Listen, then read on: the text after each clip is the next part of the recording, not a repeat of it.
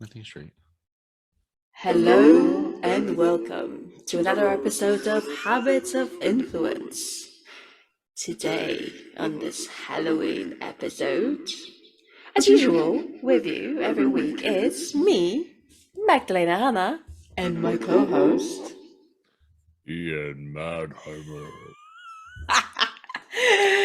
Hello, everybody. Hello, in yet another episode of Habits of Influence, where each week we come and talk about business, entrepreneurship, being a business owner in general, the good, the bad, and the ugly sides of it, and how to remain sane and build a movement of people that wish to follow you. So, how to be an awesome leader. And hello to everybody who is coming back and listening to us, watching us for yet another week. And hello to all of you new people. And as you can see, we're really happy. We really like Halloween. And this week is our special Halloween episode about horror stories from the office. Ian, you look very scared. Is my outfit scaring you? Not at all. Not at all. You look super cute. Thank you. What is that on your head? On my head Yeah. or my shirt? Your head. It's a Jack Skellington Santa hat. Okay. All right. From Have Nightmare Before like Christmas. really jumpy, happy ghosts. Yes. And my shirt is Monster Club, which is a restaurant I went to when I was in Omaha, Nebraska. Really cool restaurant, decked out in all monster theme and had like statues and posters and all dark. And it was a really cool restaurant. Nice product placement. And by the way, yeah, shout out to Nebraska. Was it Nebraska? Yeah. Yep. Omaha, Nebraska. I'm not really good with the states, so I'm not from the states, so I don't have to. So yeah, you will have to, just deal with it.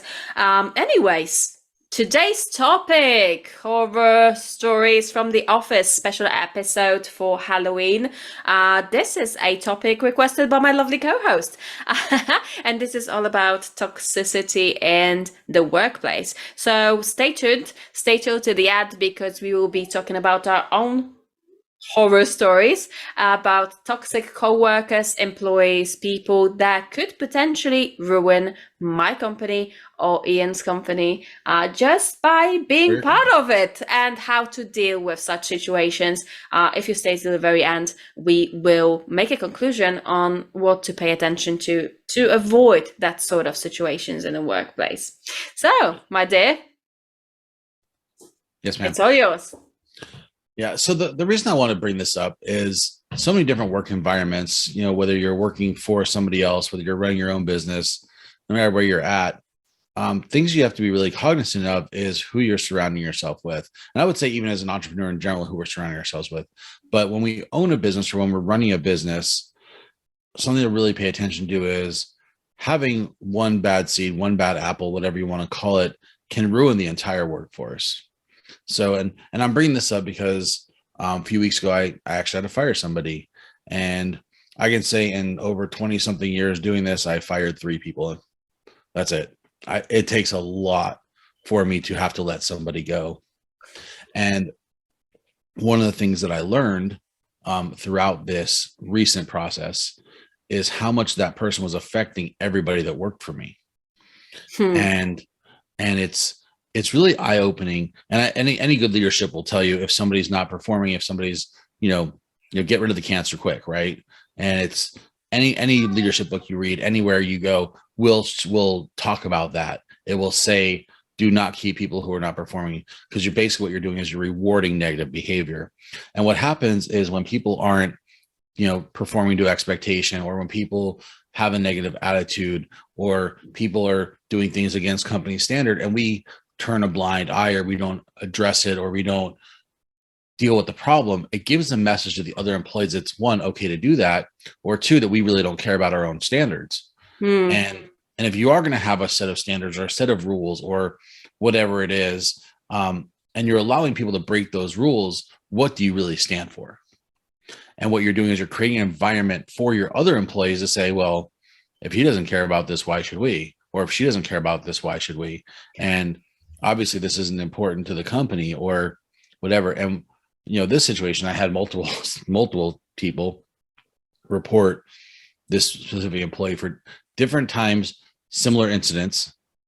And when I finally made the decision to say, okay, well, they've had their chances, they need to go, everyone came to me and said they feel much better being at work now because they were uncomfortable with that person because of what they were doing or what they're asking other employees to lie for them or whatever. And I didn't even know that was happening, but apparently this employee had asked 3 different employees at 3 different times to take them to the store to get food, and instead of buying food, they bought alcohol while they're on the clock.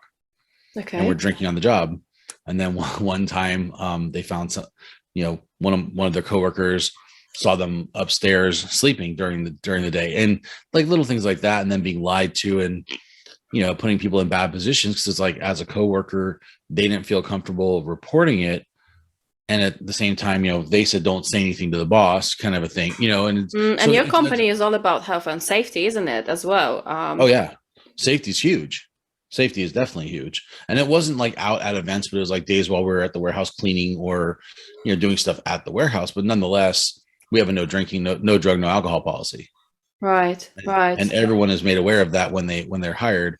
So that was a big thing. And thinking about other situations I've been in with other environments, either when I was teaching or wherever I've been, it is amazing how when you have one person who either has a negative attitude or is constantly violating or complaining or whatever, it affects everybody around them. Everybody. So how do we as entrepreneurs look at that and say, because for me, I'm like, oh, I'm a nice guy. I don't like to be the hard hammer, whatever you want to call it. I'm very friendly. I don't like conflict. I like to avoid conflict. But there comes a time where you have to make the decision. And this is what I told this employee when I had to let them go was, I have spent X amount of years building up this company and we have a really good reputation. I've worked really hard. And as much as I like you, because I absolutely love this guy, great employee, as far as like when he was working, did a great job. When he was out at events, great customer service, amazing personality. But I lost trust in him, and apparently the rest of my crew did. Right. And I said I've worked too hard to build up my company to allow anybody to mess that up. Mm-hmm. And it doesn't matter how much we like an employee. It doesn't matter how hard of a situation they're in, because you'll always hear the sob stories.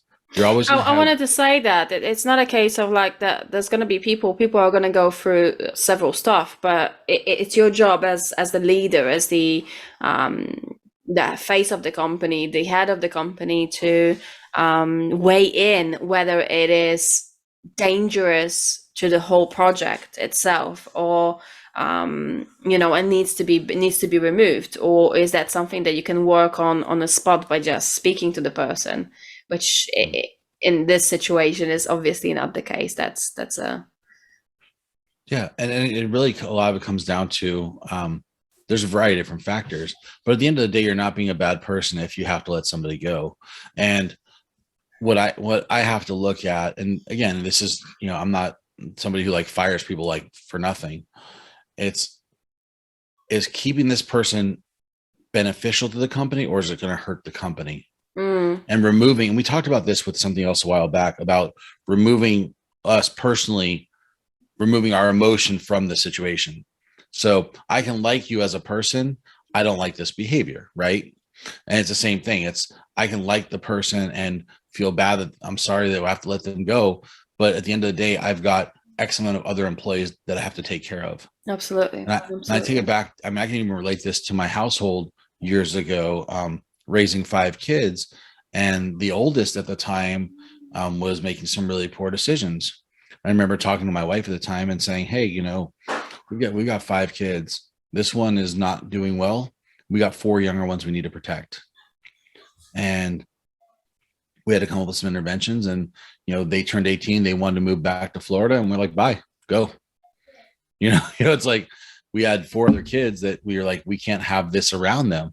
It has nothing to do with that we don't love you, or, we don't want you here. But if you want to go and you're going to make decisions, you're not going to follow the rules of the house, then you got to go.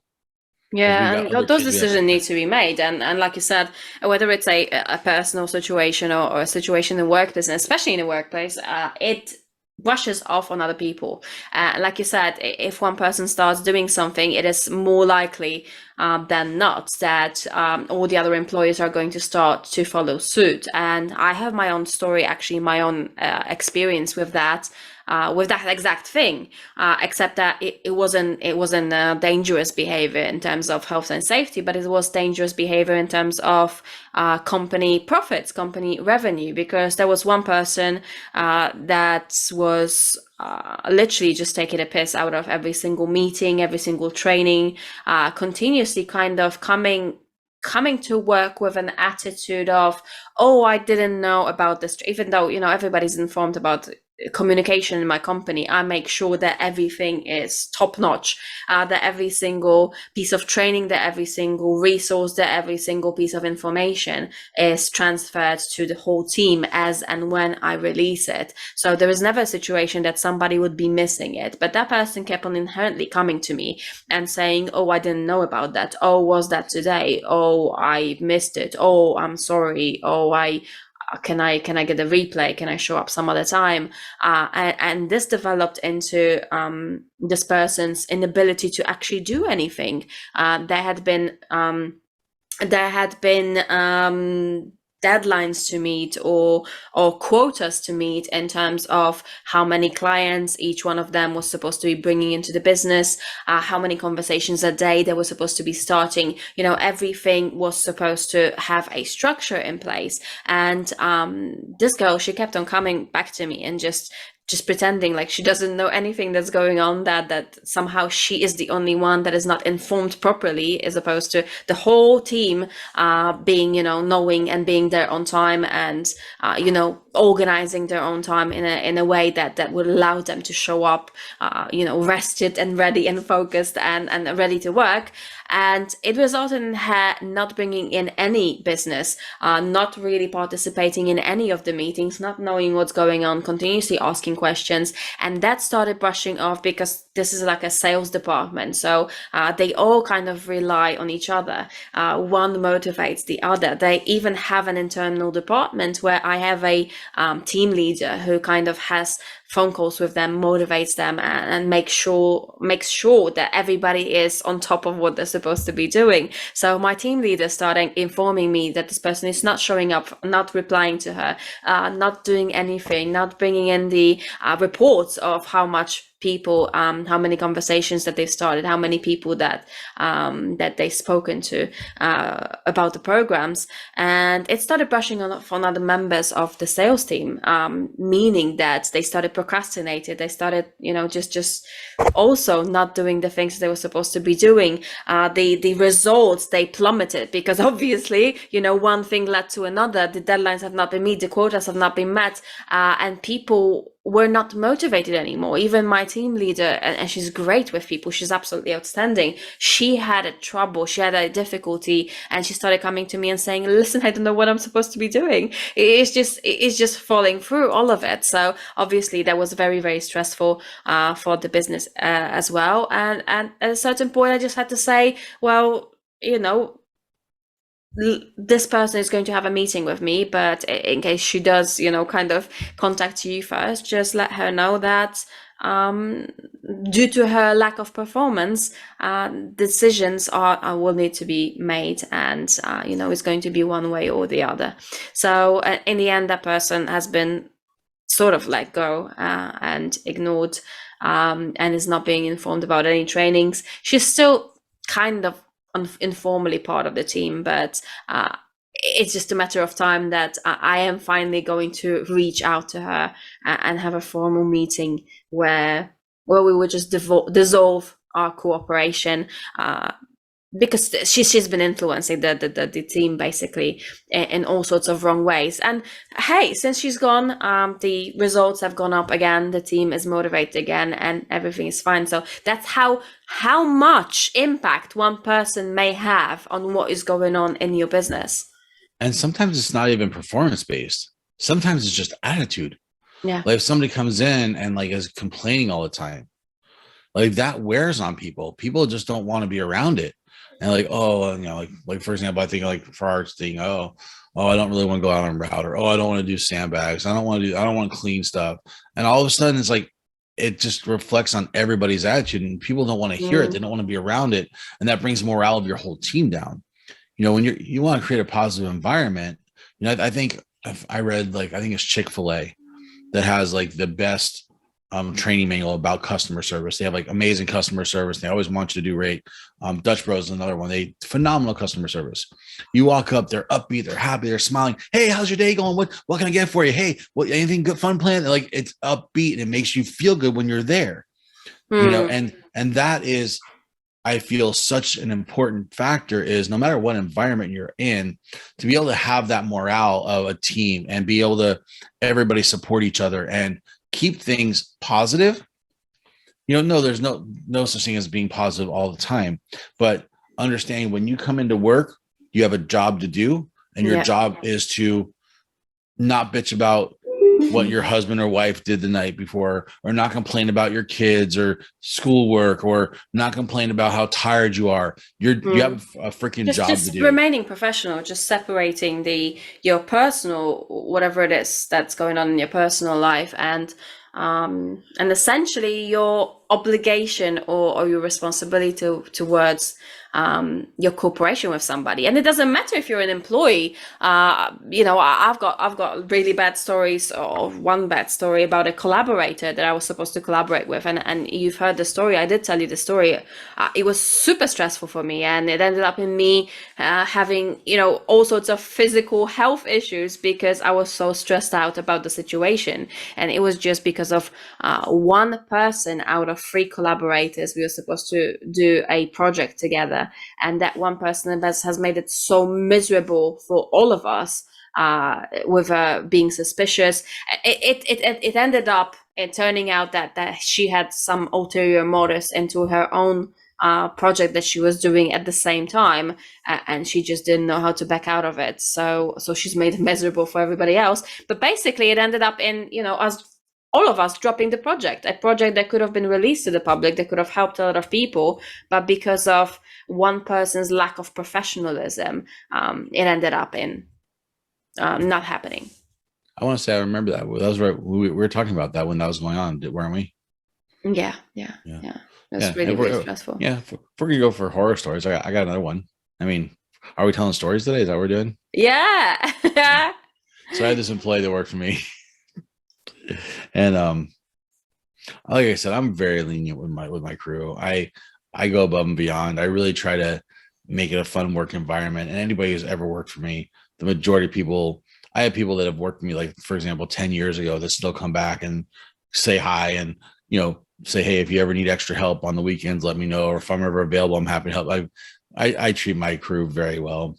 And there's this one particular time, there's a few situations that led up to it, where this particular person, they would show up to work, be late all the time, late, which drives me crazy. That's a huge pet peeve of mine. I can't stand late. And then one time I got a phone call from a client saying, hey, what time are they supposed to be here? I'm like, they're not there yet. So I called them. I said, where are you? They said, oh, I stopped home to walk my dog. Why didn't you walk your dog before you came to the office? Before you came to the warehouse? Oh, I didn't think about it. So they're late to that. Anyway, multiple situations like that, forgetting equipment, having to go back and forth multiple times. The last thing that was the final straw was I went into the warehouse one night. I wanted to move one of my vehicles, and I couldn't find my work keys, my truck keys, because they're all hanging on the rack. And I said, hey, where are the truck keys? Like, I don't know. So I was arguing with this person. I'm like, you need to find the keys. You're the only person that drove today. Said, there are 4 people in the warehouse. It was you, your assistant, myself, and my son. We didn't touch the keys. We didn't drive any of the vehicles. You're the only one that went on route today. Where are the keys? I don't know. And I'm like, well, you need to find them. And he's like, well, this isn't my fault. I'm like, whose fault is it? Right? We're going back and forth. I'm like, fine. I'm just gonna come in. It was like the end of the day, and I go in, and they're like, I don't know where the keys are. I'm like, how could they just disappear? They're always hanging on the rack. I don't know. They weren't there when I got here today. I'm like, I don't believe that. So anyway, we're going back and forth, back and forth, back and forth. Finally, his assistant comes in, and like this guy, like he was like yelling at me, and I'm like, First of all, that's your first mistake. Don't yell at me. So his assistant starts looking around. He goes out in the middle of the street and finds two different truck keys. So this was for two different vehicles that were missing. Found the keys in the middle of the street, broken and run over. So Okay. he brings me in. So I held him and said, "You didn't have the keys, huh?" What they did was they left them on the back of the truck and drove off, and they fell off in the street. Oh no.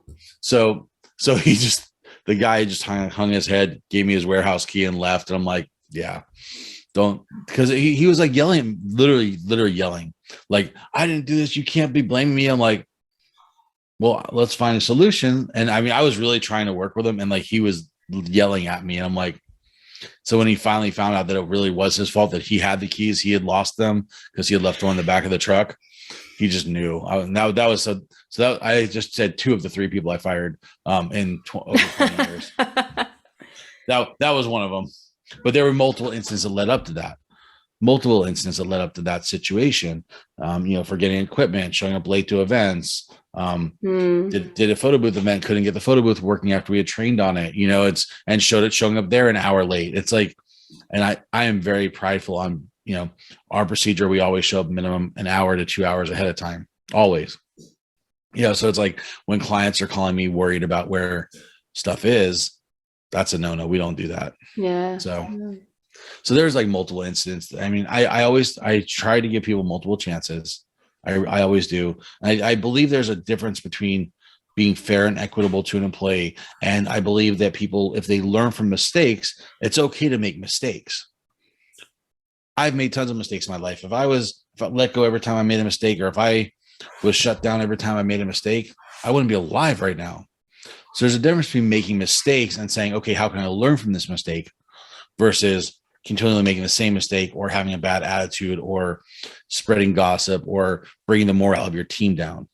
Everyone makes mistakes. We all go through growing pains. And as you start to grow your business, as you start to scale, as you start to expand, there's going to be more and more hiccups. There's going to be mistakes, because it's growing pains. We haven't been at this level of success before. So we're going to have situations that come up.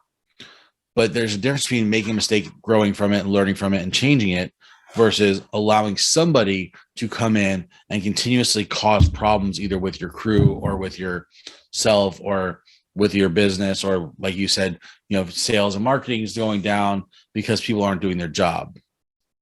You know what I'm saying? Yeah, and I mean, like, it can have many aspects. Some are more dangerous or detrimental to the further running of your business. I've had employees that were stealing. I've had employees that were late, like you said, back in the days when I was still running my brick and mortar, my dance school. I had employees that were blatantly arguing with me in front of my customers, which obviously did not reflect well on the business. All sorts of situations that can have a massive impact on what it is that you do. What I'm dealing with right now, and the thing that I'm working on mainly right now, is on making the employees or the company culture so tied and so strong to the general vision of the company, because I believe that's what creates the best results. But that won't prevent, even being the best leader won't prevent from those sort of situations happening, because everybody's different. And sometimes, even the best structures you have in place in terms of hiring people may kind of fall flat. And you might get that one employee, that one person that is happy and more than willing to destroy it for everybody else, or unwillingly or unknowingly just sabotaging the business that you have. But it is nevertheless very, very helpful to hire people that do share and do understand your vision. And I think that's the best way to prevent such situations from happening. Yeah, and I think it's really important to understand, at the bottom line, at the end of the day, it's your business to run, and you have to do what's best for you as the employer, as the business, and not so much what's always best for the individual. And being able to reflect and assess and say, is this a training issue? Is this something that I didn't train on? Or is this their lack of ability? Is this something that can be fixed and worked on, or is this a negative thing that is going to be detrimental to the company? And being able to really evaluate, and I think also a lot of it comes down to, and this is something that I'm actually working on right now myself, is creating new operating manuals. These are the expectations. These are how we do this. This is how we do this. And having, the more clear you are with your employees on what the expectations are, the more likely those expectations are going to be met. Absolutely, But if you just absolutely, and fly by the seat, putting systems in place that kind of walk people through the whole process of that is happening in the company, the kind of do's and don'ts, and all the other aspects that are super important. All right. I'm sure that we all have our horror stories in a business. Having that one person, like I said, may impact the whole company culture or even the company's future. Sometimes it may be detrimental in situations like yours, Ian, here, where health and safety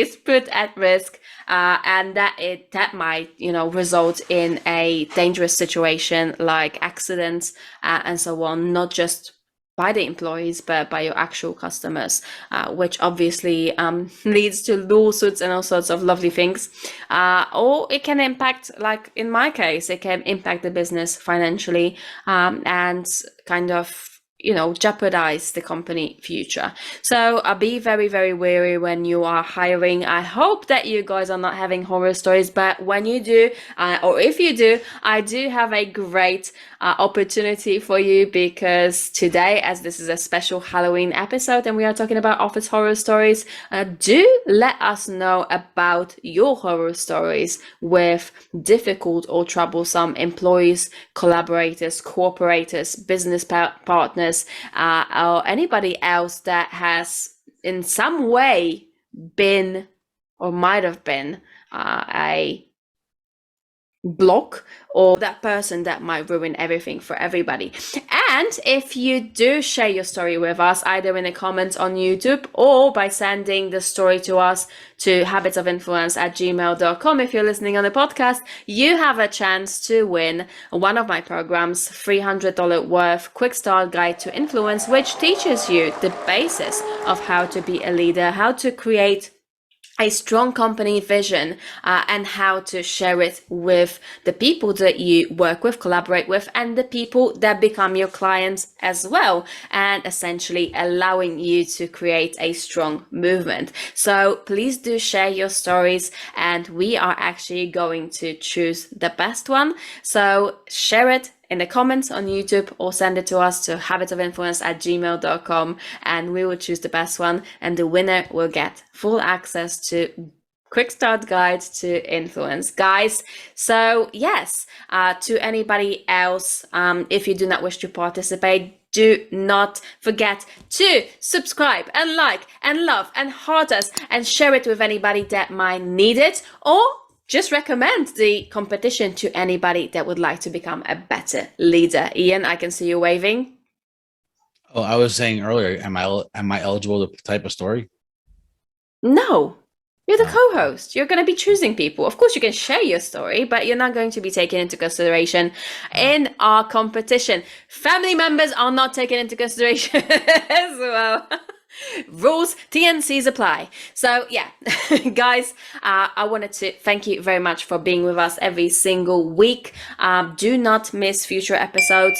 We are actually going to, I might jump on live on a story, or Ian might jump on live on a story and just reveal the competition winner. But for now, we're going to leave you for another week or two to share your horror stories from your own office. And for now, thank you so much for being with us. I love you and appreciate you, and I'm going to see you next week.